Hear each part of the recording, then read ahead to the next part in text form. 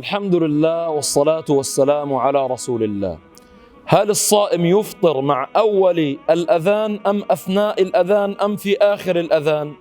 الصحيح يجب على الصائم أن يفطر فور سماع الأذان من أوله، وذلك لقول النبي صلى الله عليه وسلم: لا تزال أمتي بخير ما عجلوا الفطر وأخروا السحور. وتعجيل الفطر يقتضي أن تستعجل في الإفطار فور سماع الأذان، بل ذهب كثير من العلماء إلى أنك إن رأيت الشمس قد غربت تماما فيجب عليك أن تفطر وإن لم تسمع الأذان، وذلك لأنه تحقق غروبها، يعني غروب الشمس.